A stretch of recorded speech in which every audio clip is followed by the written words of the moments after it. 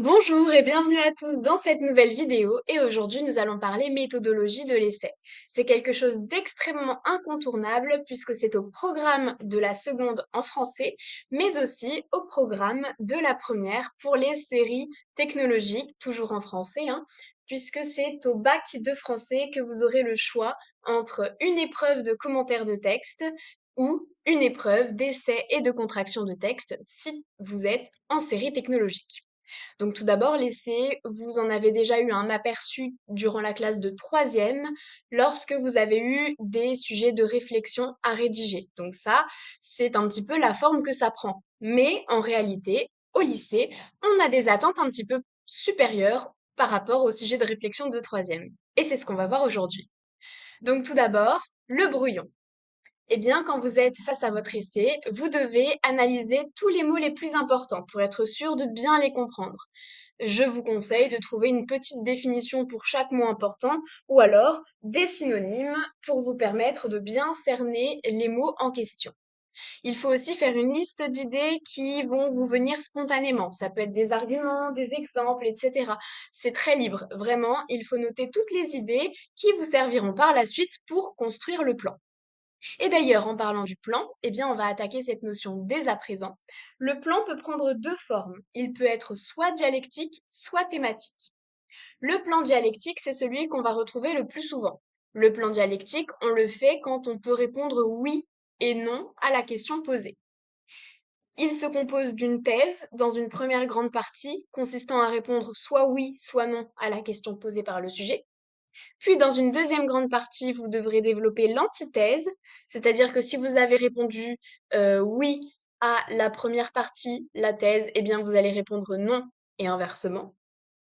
Éventuellement, vous pouvez trouver une troisième grande partie qui serait le dépassement du sujet. Alors, beaucoup de professeurs appellent ça la synthèse.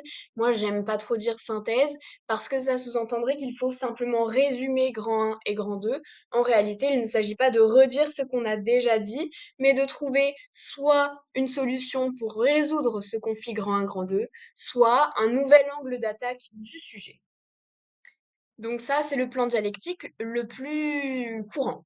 Maintenant, vous pouvez aussi avoir un sujet qui nécessite un plan thématique. C'est très facile de repérer ce type de sujet. Ce sont simplement les sujets auxquels il n'est pas possible de répondre par oui ou par non à la question posée. Eh bien, le plan thématique, il va se composer ainsi. La première grande partie sera le premier thème que vous allez aborder, partie 2, thème 2, et si vous avez une troisième partie, eh bien, ce sera le thème numéro 3. En ce qui concerne maintenant l'organisation de chaque grande partie. Chaque grande partie comporte deux ou trois sous-parties et chaque sous-partie se compose ainsi. Le titre de la sous-partie sous forme rédigée, l'argument développé et l'exemple illustrant l'argument. D'ailleurs, en parlant des exemples, eh bien, comment on va faire pour les trouver? En réalité, c'est beaucoup plus facile que ce que vous pouvez penser. Vous pouvez vous servir de l'œuvre intégrale étudiée en littérature d'idées, en classe, du texte à contracter qui vous est proposé en tant que sujet, des extraits d'autres œuvres vues en classe en rapport avec l'œuvre de littérature d'idées choisie par le professeur, de la culture personnelle et de tout ce que vous savez sur le sujet. Vous pouvez même convoquer des exemples qui ne sont pas strictement littéraires. Vous pouvez parler d'exemples tirés d'autres œuvres d'art, comme par exemple le cinéma ou la peinture. Vous pouvez aussi mentionner des exemples de la vie quotidienne à partir du moment où ça va venir défendre votre argument, que votre argument est pertinent et non hors sujet et que votre exemple l'illustre bien, eh bien ce sera tout à fait accepté. Passons maintenant à la rédaction de notre fameux essai. La rédaction commence toujours par l'introduction. Évidemment, il faut toujours introduire son sujet avant de commencer le développement. L'introduction comporte trois étapes. La première consiste à trouver une amorce pour introduire subtilement le sujet que je dois traiter. Alors une amorce, c'est quoi? Eh bien, ça peut être beaucoup de choses. Ça peut être une référence littéraire vue en classe, une référence à l'œuvre au programme de la littérature d'idées, ou alors même ça peut être une référence au texte à contracter qui vous est proposé. Peu importe, il faut commencer par une amorce qui va introduire subtilement le sujet à traiter, qui va montrer que la question qui vous est posée est une question tout à fait légitime qu'on peut se poser.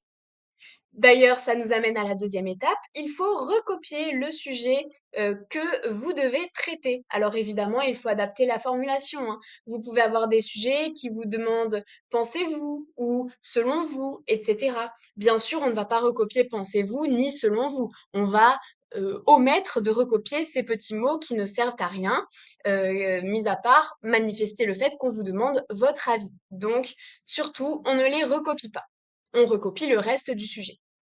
Une fois qu'on a recopié le sujet, on va en faire une petite analyse qui peut être, par exemple, de définir le ou les mots-clés, le ou les mots les plus importants avec vos propres mots. Bien sûr, il faut que ce soit pertinent et que ça nous amène de manière très logique, de manière très subtile à l'annonce du plan, qui est d'ailleurs la troisième étape de l'introduction.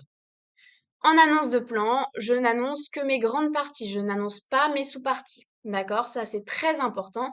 L'annonce des sous-parties, on ne la fait jamais. On n'annonce que les grandes parties.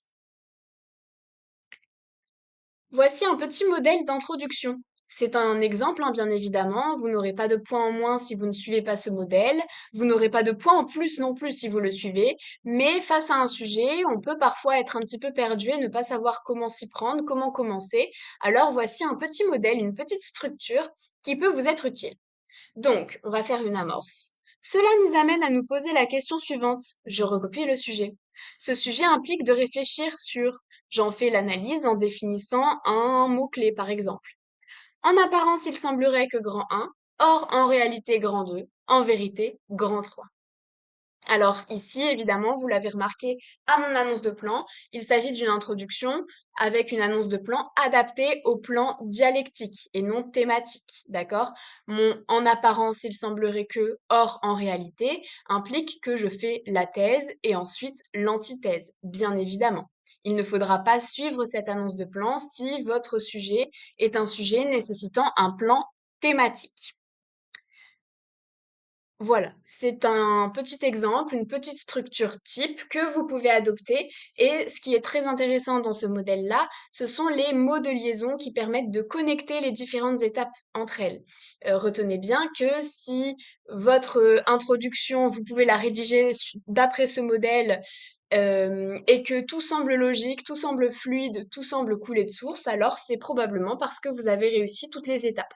Maintenant, si vous avez l'impression de passer du coq à l'âne quand vous utilisez ces mots de liaison, si vous avez l'impression que il y a un changement abrupt, que quelque chose n'est pas logique, alors c'est probablement parce qu'une des étapes n'est pas forcément très bien traitée. Et donc, utiliser ce modèle vous permettra de vous corriger en repérant par vous-même ce qui ne va pas. On va maintenant passer au développement. Alors, comme on l'a dit précédemment, il se compose de deux ou trois grandes parties, chaque grande partie étant subdivisée en deux ou trois sous-parties. Dans mon développement, eh bien, je vais faire donc des grandes parties et des sous-parties, et chacune de mes sous-parties va avoir la même construction. Première étape, son titre sous forme rédigée. Deuxième étape, son argument développé pour venir expliquer en fait ce que je sous-entends par ce titre, pour venir montrer que mon idée est pertinente. Et dernière étape, l'exemple qui va illustrer l'argument pour prouver que je m'appuie sur quelque chose de concret et que donc mon argument est tenable à lieu d'être. Une fois que j'ai rédigé toutes mes sous-parties, eh bien, je vais passer à la conclusion. La première étape de la conclusion, c'est de résumer mes arguments les plus importants. Une fois que j'ai fait ce résumé, qui ne tient qu'en quelques lignes, hein, j'insiste, une conclusion, ce n'est pas du tout une répétition de ce qui a déjà été dit, c'est un petit résumé. La conclusion doit faire 5, 6, 7 lignes grand maximum. Deuxième étape, je fais une ouverture, c'est-à-dire une référence à une œuvre étudiée en cours, une œuvre que je connais par ma culture personnelle, ou alors je dis quelque chose en rapport avec l'œuvre au programme de littérature d'idées que j'ai étudiée avec mon professeur cette année. Et voilà, la conclusion est terminée et je n'oublie pas la dernière étape incontournable, je dois relire mon devoir dans son intégralité pour corriger les fautes d'orthographe, les fautes de formulation avant de le rendre. Et ça y est, ce cours est terminé. N'hésitez pas à poser vos questions en commentaire si vous en avez. Et en tout cas, on se rejoint très bientôt pour de nouveaux cours.